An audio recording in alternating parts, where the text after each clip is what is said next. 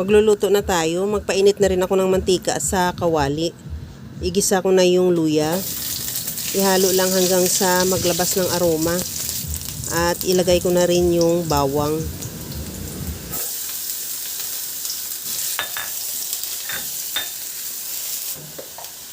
Igisa ko na rin yung sibuyas.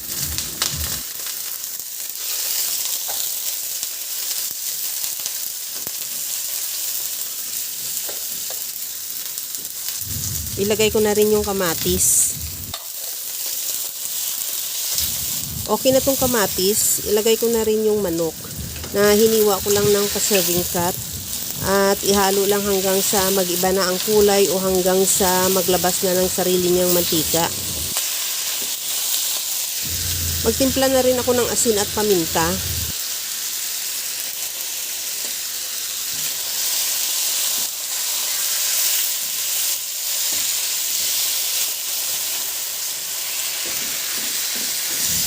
Takpan ko muna para talagang maluto yung manok o hanggang sa matuyo siya at maglabas yung sarili niyang mantika. Sa puntong ito, okay na tong ating manok. Ilagay ko na yung carrots. Maglagay din ako ng sayote.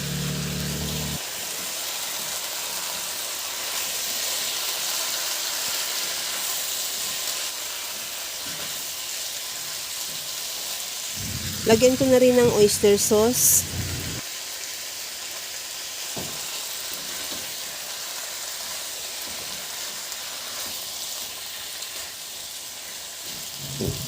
Okay na rin tong manok. Maglagay na ako ng tubig.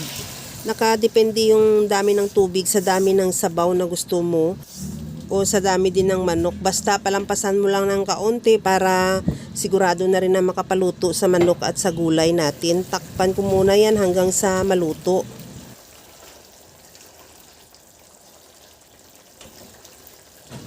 Ilagay ko na rin yung sitaw at meron ako ditong white part ng pichay. Ilagay ko na rin pero wala na yung dahon dahil tinira ko na yan sa rep. Sayang din naman kaya dinagdag ko na rin at nilagay ko na rin yung repolyo.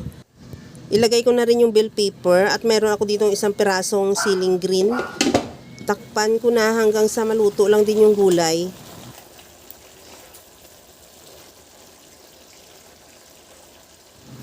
Okay na rin to, luto na yung gulay pero tikman ko muna kung okay na yung sabaw niya o yung timpla at pagkatapos yan, pag okay na, ready to serve na yan.